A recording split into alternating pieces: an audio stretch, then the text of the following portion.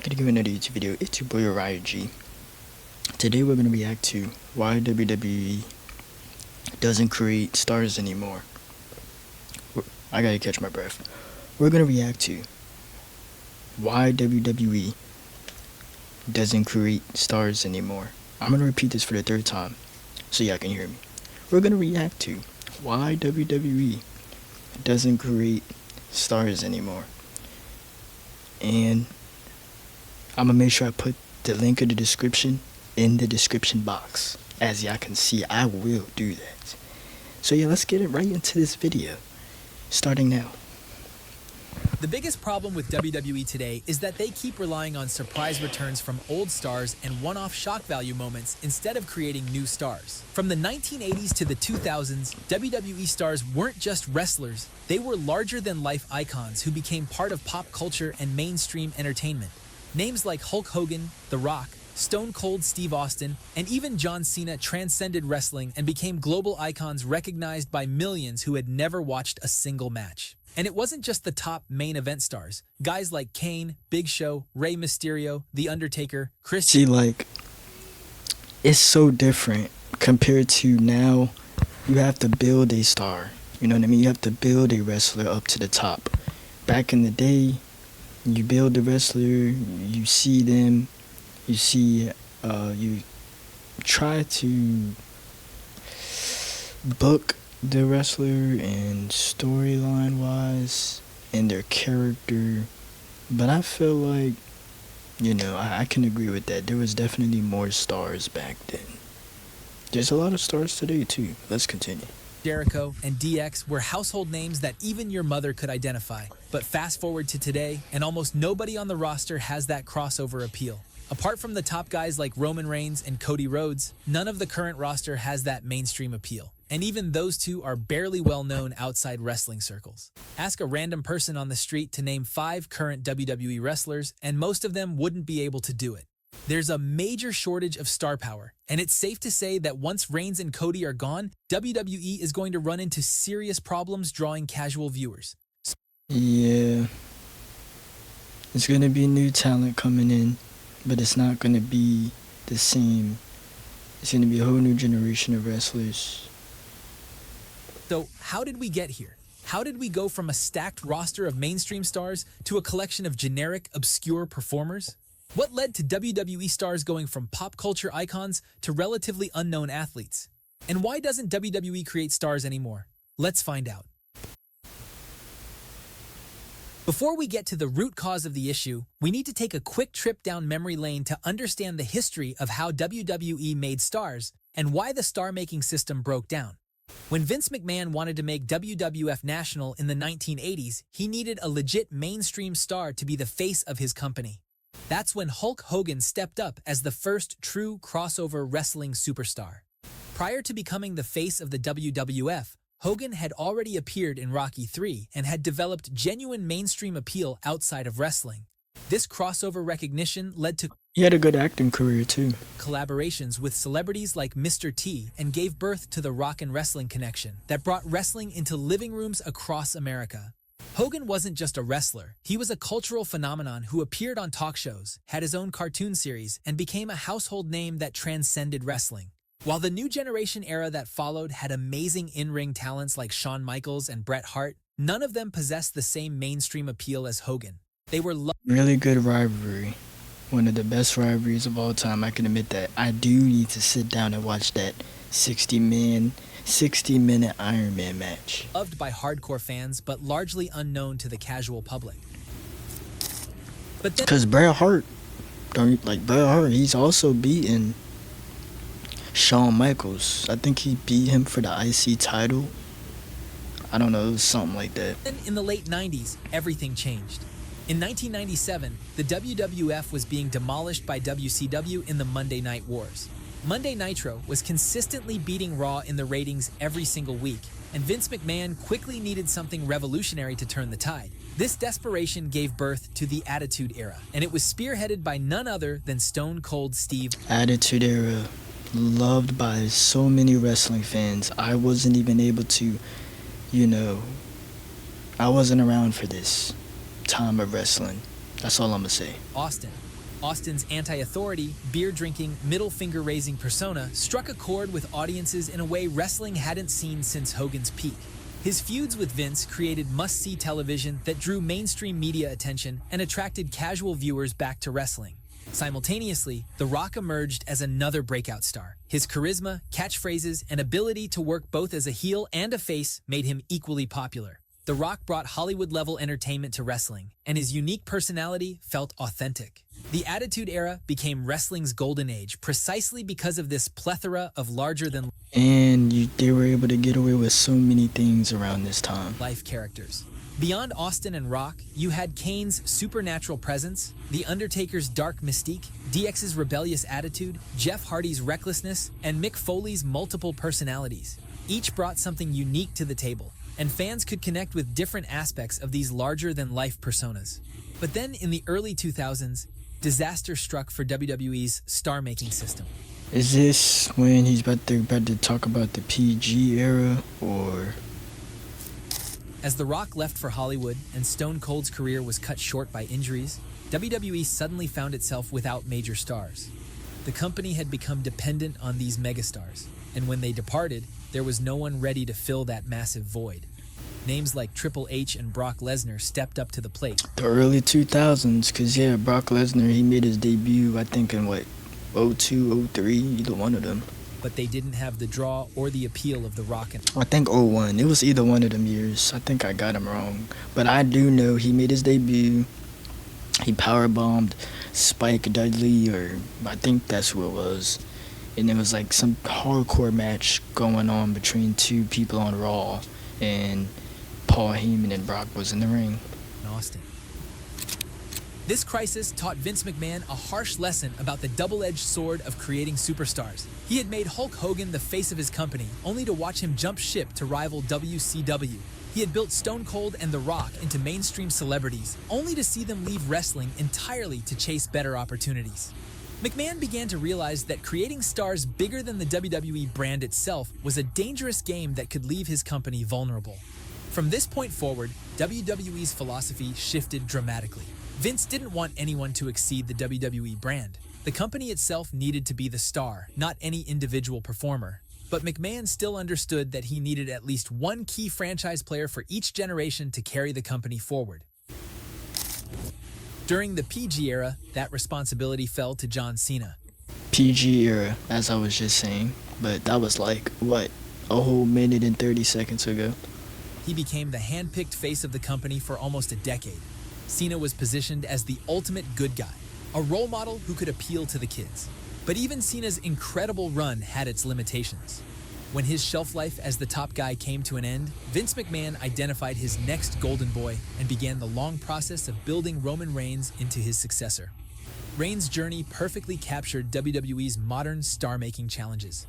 His initial push was met with rejection from audiences who felt he was being artificially pushed over more deserving performers like Rollins and Ambrose. The company persisted despite years of negative crowd reactions and eventually pivoted Reigns into his tribal chief character. This transformation finally connected with audiences and led to a historic championship reign that established him as a main event star and gave him mainstream recognition.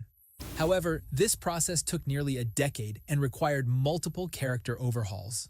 Compare this to the Attitude Era. Yes, I can definitely say when it came to Roman Reigns, they pushed him, they made him into a wrestler, a big star. It took years, because, development, but it was a good development, character development, as far as who he is, as the different gimmicks, him as a heel and face, his accolades, his promo skills, all that changed. And it just made him to a star, Roman Reigns. Where stars like Austin and Rock organically developed and caught fire with audiences in a fraction of that time. The difference reveals how WWE's current approach to star creation has become increasingly artificial and corporate-driven, rather than allowing natural charisma and fan connection to dictate the journey.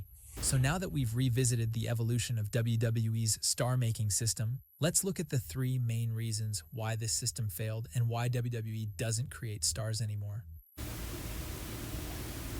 The first and most damaging reason is that WWE simply doesn't want anyone to exceed the brand name anymore. This corporate-first mentality stops the company from pulling the trigger on potential breakout stars even when they're staring them right in the face. Take L.A. Knight, for example. He has the natural charisma, excellent mic skills, genuine crowd connection, and all the ingredients needed for mainstream stardom. The audience is practically begging WWE to push him to the moon. But the company hesitates. They're worried that if Knight becomes too big, he might use that success to grab opportunities outside wrestling, just like The Rock did. They'd rather keep him at a manageable level of popularity than risk creating someone who could outgrow their control. Yeah, because there's talks of him being Money in the Bank winner. They didn't capitalize off that. Take Drew McIntyre, for example. McIntyre has the physique, he can talk on the mic, and he is amazing in the ring. But even then, WWE is afraid to push him as the undisputed top guy. They're afraid that he might get injured like Austin, or he might leave WWE for a better deal at AEW. This same pattern repeats across the roster. Performers who show organic fan connection and breakout potential are often held back or given stop-start pushes that prevent them from reaching that crucial tipping point where they become legit stars. WWE has become so paranoid about losing control that they've sabotaged their own star-making process. But this is not the only reason. This second factor is the biggest hurdle that's stopping WWE from creating stars in today's day and age. The second major issue is that WWE has become too soft in today's TikTok age. Wrestlers are more concerned about making reels and pandering to a small section of fans than appealing to mainstream audiences. Hulk Hogan became a megastar because WWE was willing to push boundaries with the American hero versus foreign heel storylines that tapped into global cultural tensions. Hogan's battles with the Iron Sheik, Nikolai Volkov, and other foreign antagonists felt meaningful because they tackled themes relevant to society and patriotism. Yeah, Sergeant Slaughter, he had a match with him too. I think that was WWF Championship match at WrestleMania. I think that was like WrestleMania 4 or 3 or something. I could be way off right now, but I know it was something like that. The Attitude Era, guys like DX, The Rock, and Stone Cold Steve Austin became cultural icons because wrestlers were doing genuinely crazy, unpredictable things that shocked audiences and got them emotionally invested. Austin driving a beer truck to the ring, The Rock's unhinged promos, DX's unscripted shenanigans, Kane setting people on fire, Undertaker abducting Stephanie, Triple H breaking into Randy Orton's home, and backstage brawls that seemed legitimately dangerous. Yeah, we don't get these anymore. I mean, years back, like 2015 and all that, 2016, 2014 and all, 2011, like they had The Miz and R-Truth when they had gotten arrested. Like they had like crazy backstage brawls, the Brock Lesnar and what's the name, Undertaker. There's been really crazy wrestling moments too, like what's the name, what did he do? Let's not talk about that. When Big Show had to knock out Dusty Rhodes. I mean, it's still a crazy wrestling moment. What else? Y'all comment down some more. Those are just a couple off the top of my head. These moments had the entire world talking and garnered mainstream media coverage. But that level of authentic intensity isn't allowed in today's corporate WWE environment. Today's storylines are soft and sanitized. Every feud is centered around settling who's the better wrestler. Every promo is about why the star deserves to be champion or how they're better in the ring than their opponent. These speeches never appeal to casual audiences outside the WWE bubble and barely get any mainstream attention. Even the backstage brawls feel safe, predictable, and choreographed to the point where they generate no excitement. Everything is sanitized and designed not to offend anyone, which ironically offends wrestling fans who crave that authenticity and unpredictability of the Attitude Era and Ruthless Aggression Era. And this ties in perfectly with the third and perhaps the most notorious obstacle stopping Triple H and WWE from creating the next big breakout star. The third critical problem is that the TKO era has become completely risk-averse when it comes to building stars. Instead of investing time and creative energy into building homegrown stars, WWE consistently takes the easy route by capitalizing on names from the past era and internet celebrities. They bring in guys like Cena, The Rock, Brock Lesnar, Stone Cold, and The Undertaker to bank off their existing star power. Instead of pushing names like LA Knight, they'll throw money at performers like Logan Paul, Jelly Roll, iShowSpeed, and KSI because these personalities already have established fan bases and social media followings. Instead of investing in better presentation for the current stars with banger theme songs and cinematic titantrons, they'll throw that money at celebs like Megan Thee Stallion and Cardi B to make one-off appearances. While this strategy provides short-term publicity and social media buzz, it actually hurts long-term star creation. Every spot given to a celebrity guest is a spot that could have gone to developing an actual WWE performer. Every main event segment featuring a YouTube star is a missed opportunity to elevate someone from the active roster into stardom. This strategy represents the worst kind of short-sighted thinking. If this trend continues, it won't be long before we get Logan Paul versus Mr. Beast in the main event of WrestleMania. WWE wants the quick money and instant social media metrics instead of investing in the slow, organic process of character development that creates lasting stars. Building someone like Stone Cold or The Rock takes months and years of consistent storytelling, character evolution, and gradual audience investment. But modern WWE's quarterly earnings mentality makes them prioritize immediate returns over long-term star power. The irony is that these celebrity appearances often expose how lackluster WWE's actual roster appears by comparison. When a Logan Paul match generates more excitement than most of the full-time roster, it highlights just how badly the company has failed at creating characters and storylines for their own talent.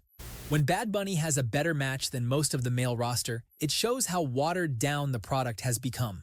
The harsh reality is that WWE has backed itself into a corner.